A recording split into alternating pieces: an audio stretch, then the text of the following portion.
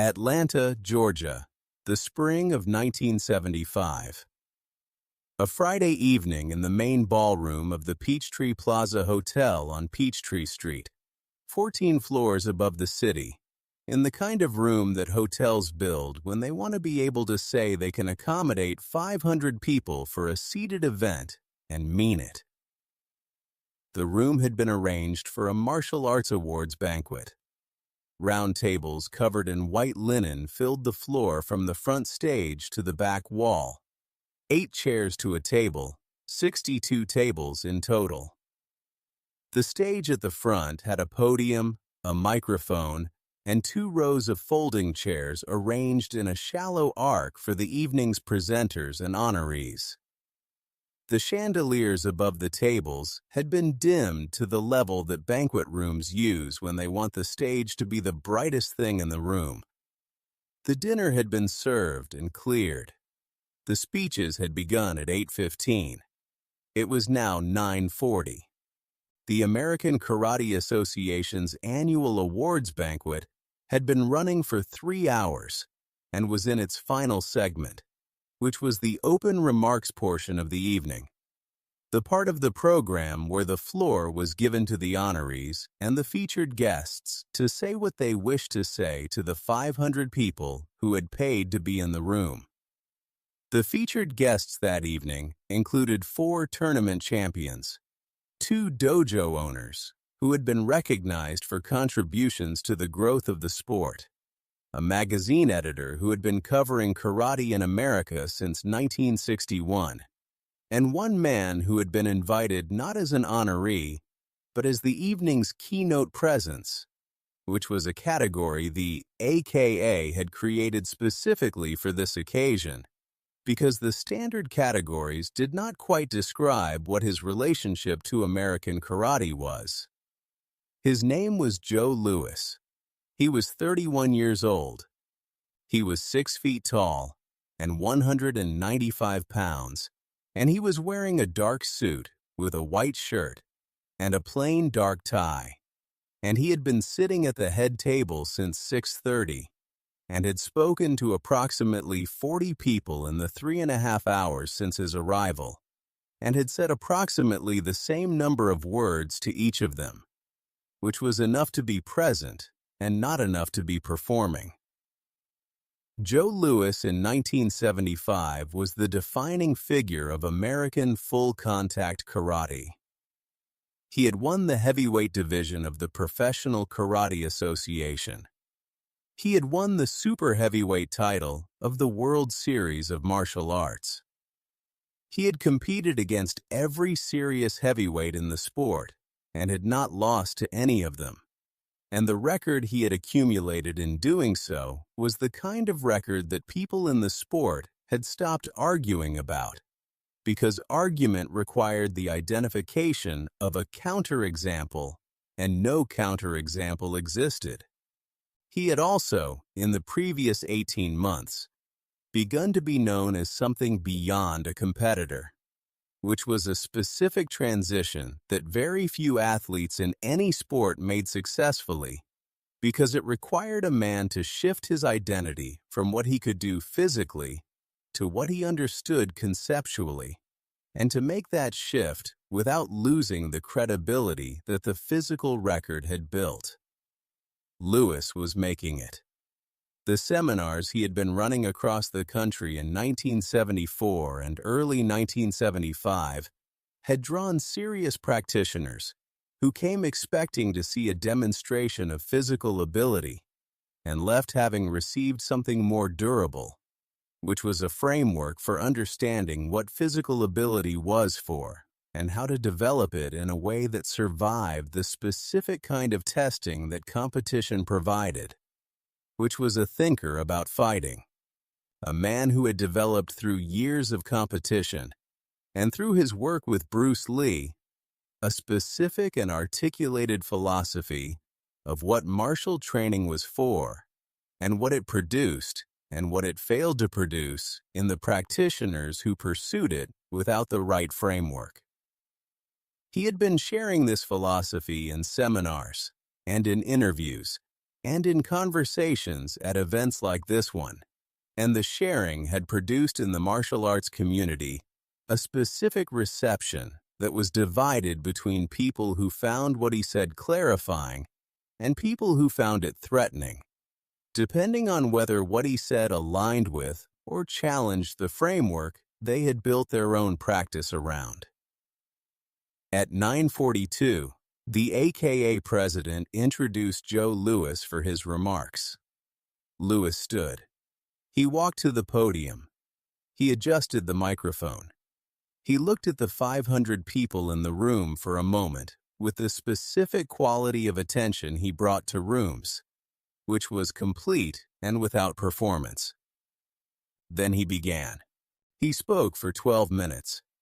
Before he began, he stood at the podium for 3 seconds without speaking, which was 3 seconds longer than most speakers stood before beginning, and which produced in the room the specific quality of attention that a brief silence creates in an audience that has been talking and drinking and half listening for 3 hours, and suddenly finds itself in the presence of a pause long enough to require actual attention.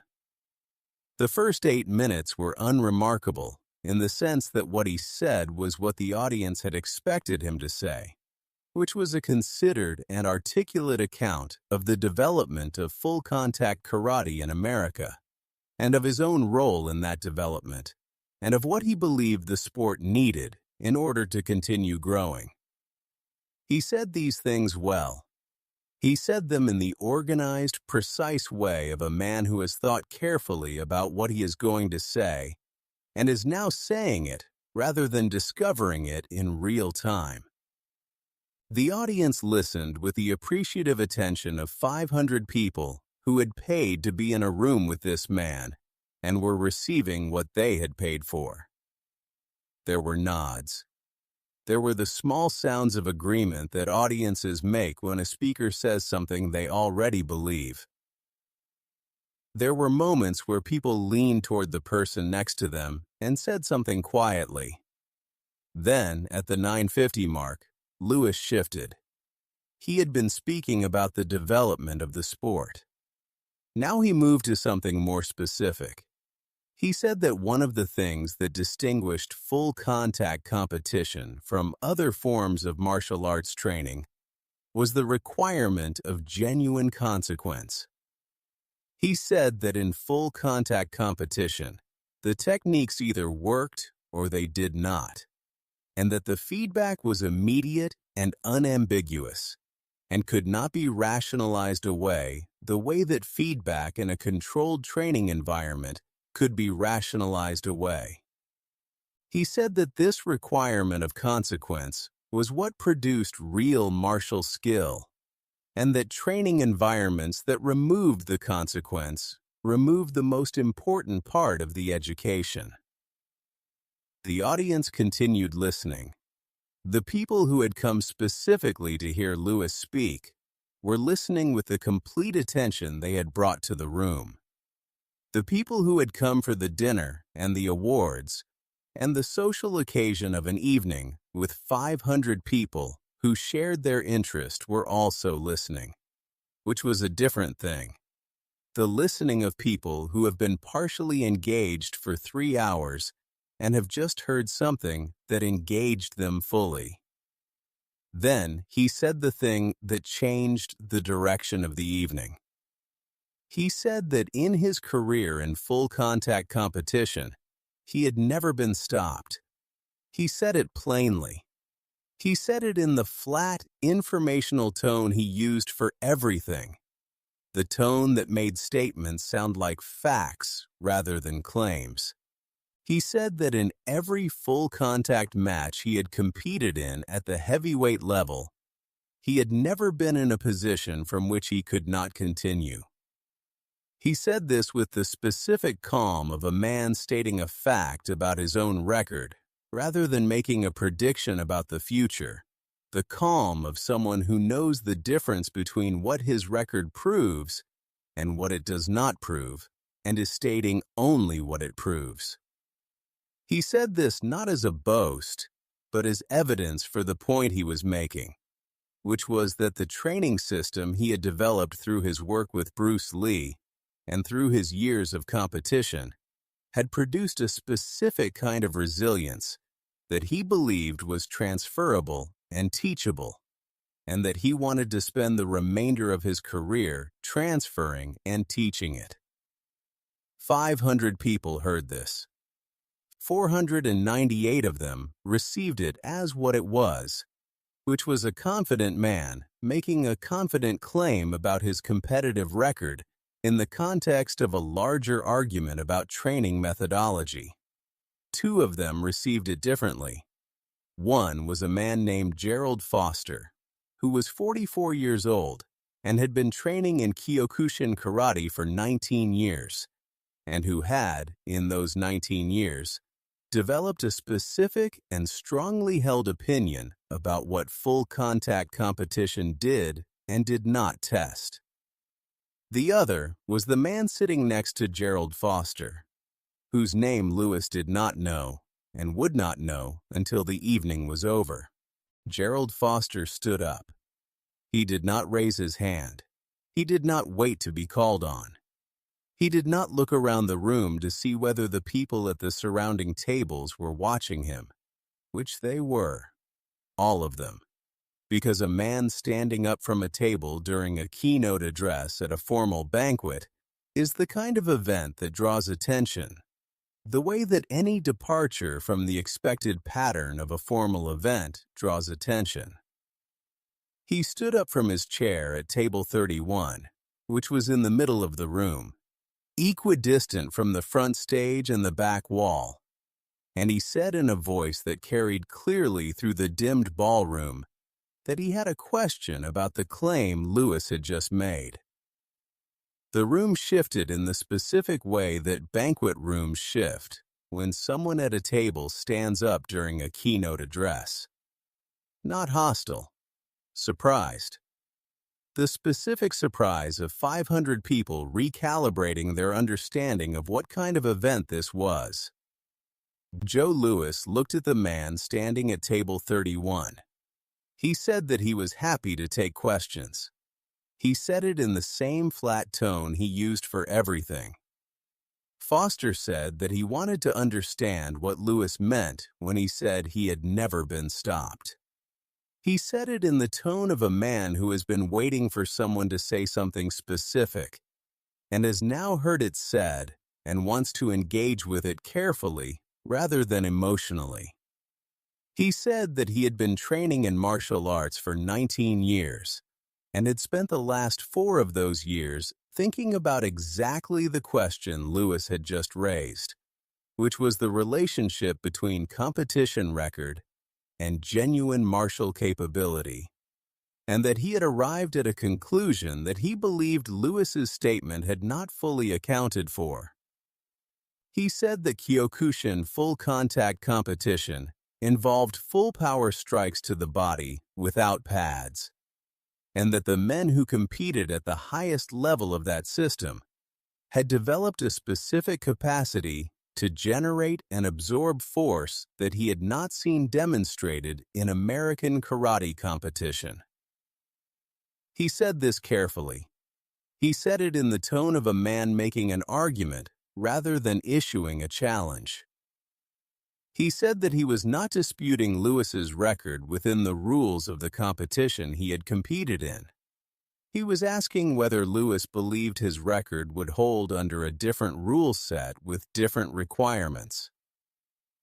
The room was quiet in the specific way that 500 people go quiet when a question has been asked that the speaker has not been asked before, and that has arrived from the middle of the room rather than from the front, and that nobody organized or anticipated, and that the audience has not heard asked before, and that everyone present understands is not a simple question.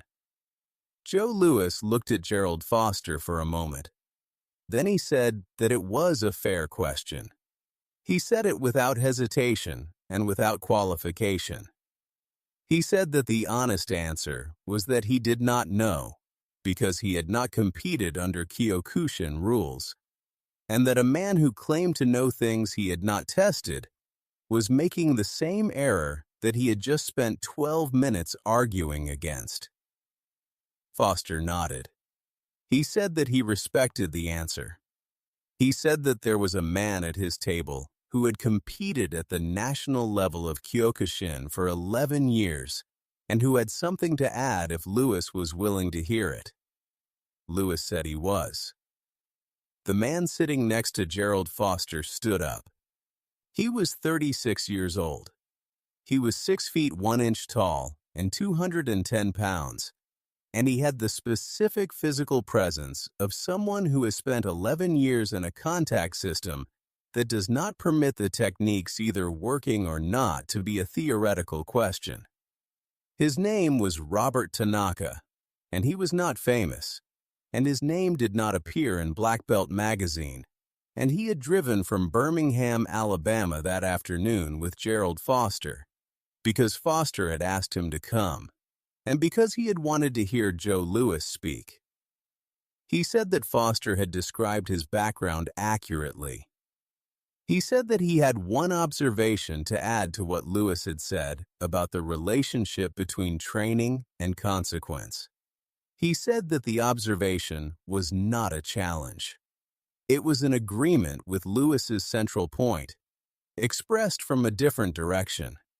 He said that what Kyokushin produced in its practitioners was not superior to what Louis's system produced. It was different, in the specific way that two systems with different assumptions about what consequence means produce different but not hierarchically arranged results. He said that the error Foster was pointing at was not an error in Louis's record, but an error in the framing, which was the assumption that not being stopped under one rule set was evidence about what would happen under a different rule set. He said that Louis had just acknowledged this himself, which meant that Louis understood something that most champions at his level did not understand, which was the boundary of what their record actually proved. He said this in the flat, careful tone of a man who has spent 11 years in a system that punishes imprecision and has therefore developed a very high tolerance for precision and a very low tolerance for anything that falls short of it. Then he sat down. The room was silent for several seconds. Joe Louis stood at the podium. He looked at the man who had just sat down. He said that what Robert Tanaka had just said was the most precise thing anyone had said about the relationship between competitive record and martial skill that he had heard in 20 years of training. He said it directly, without softening or qualification. He said that he intended to find Tanaka after the event and continue the conversation. He said that evenings that produced that kind of exchange were the reason these events were worth attending. Then he thanked the AKA and stepped away from the podium. The 500 people in the room applauded. The applause lasted longer than the applause for any of the previous speakers. Not because Louis had said something more impressive than what the previous speakers had said. Because he had done something that champions at his level almost never did in public, which was acknowledge in real time, in front of 500 witnesses, the precise location of the boundary of what he knew and did not know. The man at table 31 who had stood up without raising his hand had not diminished Joe Louis in front of 500 people. He had given Louis the opportunity to demonstrate something more interesting than his record. The 500 people who drove home from the Peachtree Plaza that evening had seen a champion be corrected in public and respond to the correction with the specific grace of a man who understood that being correctable was not a weakness. It was the most important skill a serious practitioner could have, and that it was rarer at the level Louis had reached than any of the techniques that had gotten him there.